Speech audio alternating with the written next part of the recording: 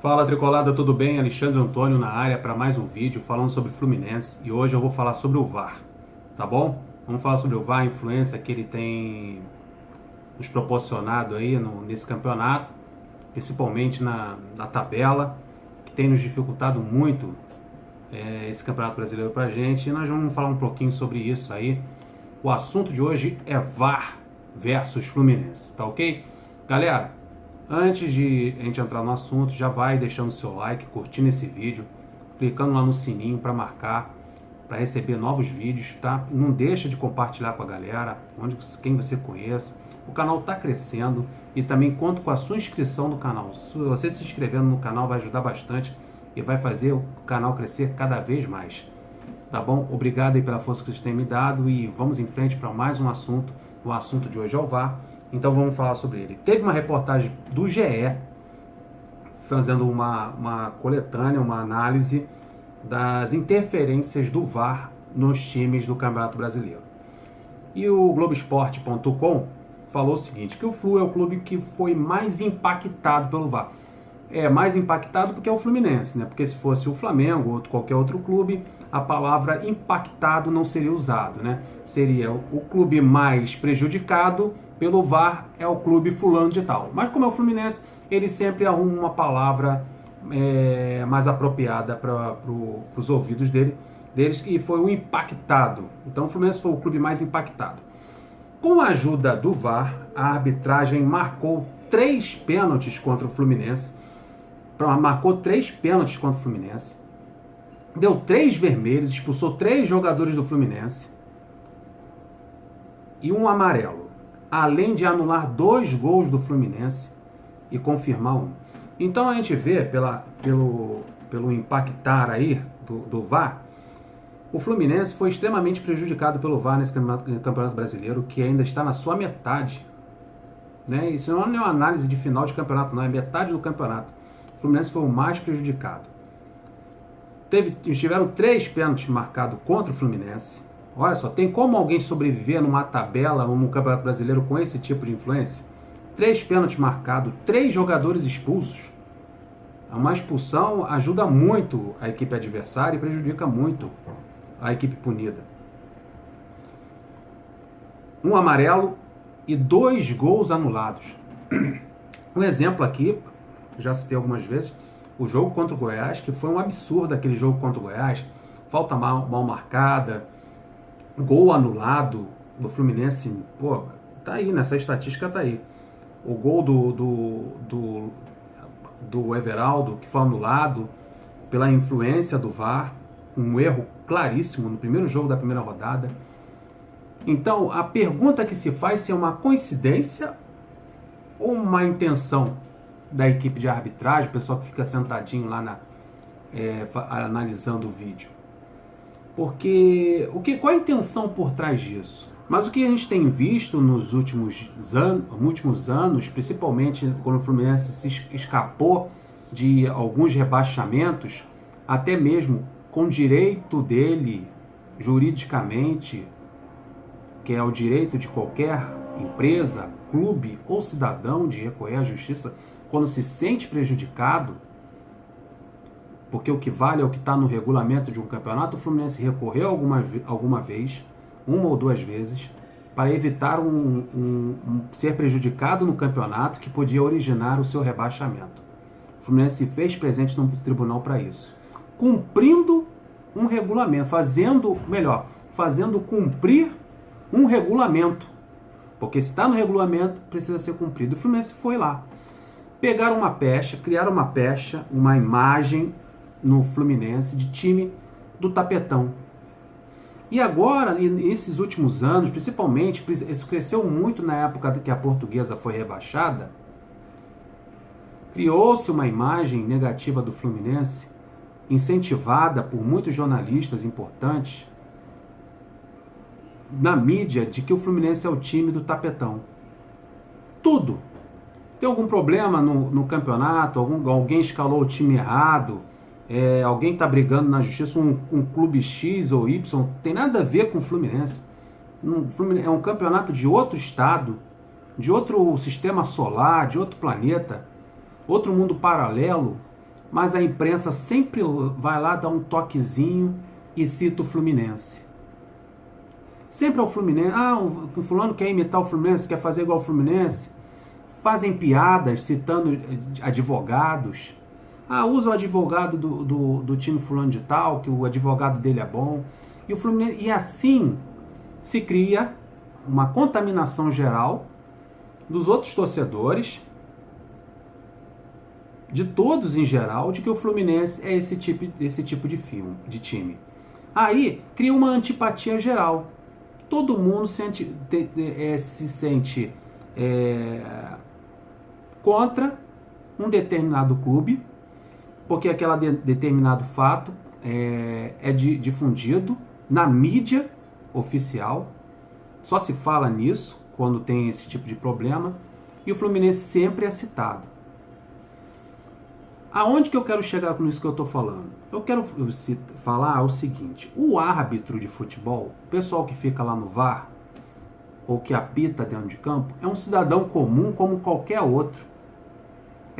Tem time de futebol, ele torce para um time X e Y, mesmo que ele não diga, ele não pode dizer. O árbitro é igual o jornalista, ele tem o seu time de futebol, tem o time que ele torce. Só que ele não diz qual é o time que torce. Mas ele tem time sim.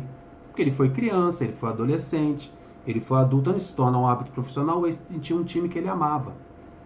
Ele assiste a mídia esportiva, ele lê jornal, ele lê site, ele é influenciável, ele é manipulável pela mídia, essa mesma mídia que detesta o Fluminense desde lá da época do pó de arroz. Depois da briga, os estourar de champanhes, quando criaram a Copa João Avelange, um presidente da época do Fluminense estourou um champanhe para comemorar, e o Fluminense saía de uma divisão para outra. Foi criada a Copa João Avelange. Desde essa época, foi criada uma aura em cima do Fluminense, uma aura negativa. E isso eu pergunto para vocês: o árbitro é imune a isso, a essa manipulação da imprensa? É imune a esse movimento coletivo que tem na sociedade, daqueles que amam o futebol? Não. O árbitro também tem antipatia pelo Fluminense. O árbitro do VAR tem antipatia do Fluminense. Por que quando o Fluminense joga campeonatos sul-americanos, ele não é tão prejudicado como é aqui no Brasil? Copa Sul-Americana, Copa Libertadores, a gente não vê esses problemas. A gente percebe mais uma arbitragem neutra. Mas aqui no Brasil, a gente sente, cara. A gente percebe. A gente percebe uma má vontade com o Fluminense nas faltas mal marcadas, no excesso de falta, excesso de cartão, preguiça para validar um lance, facilidade em prejudicar.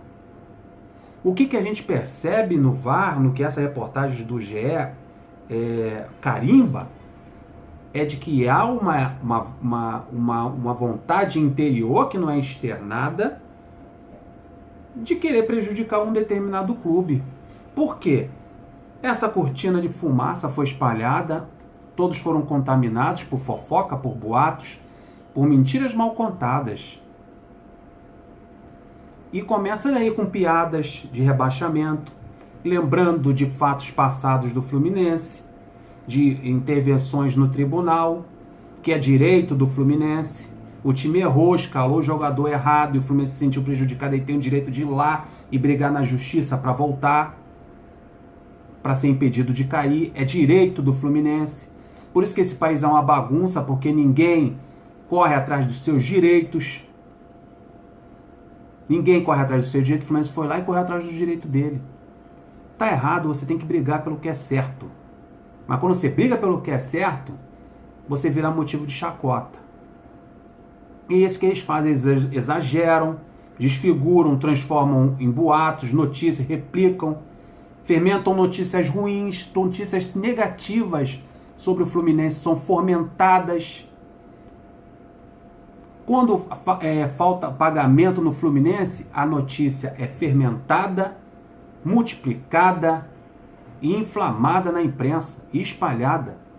É diferente quando falta salário no Fluminense do que falta em outros clubes. Tem clube que a notícia é até abafada, você não ouve falar, não ouve ninguém dizer.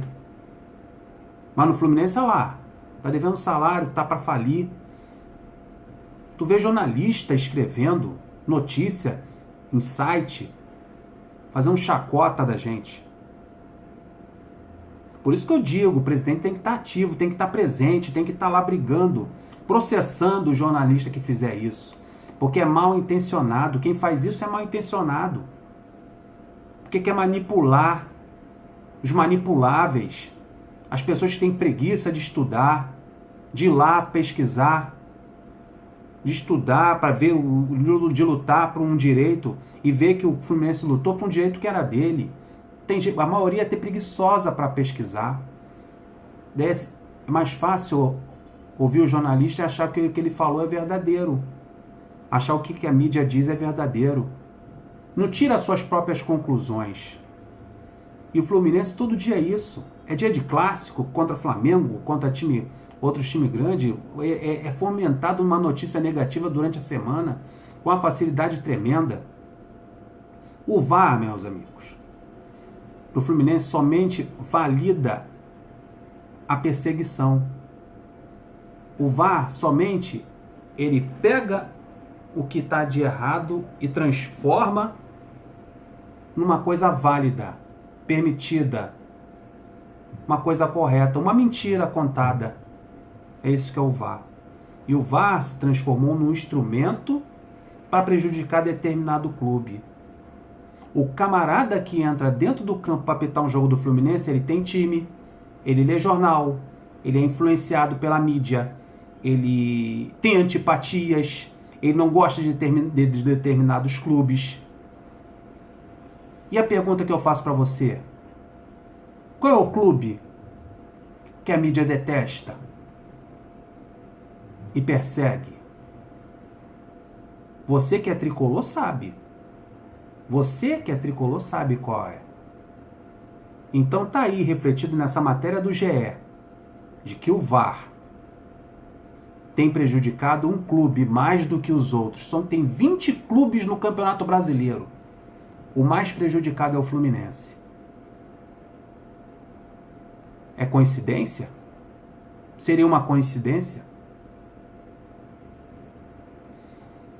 Se você puder responder no final do vídeo, confirmar o que passa na minha cabeça, o que eu penso, eu não acho que é coincidência, não.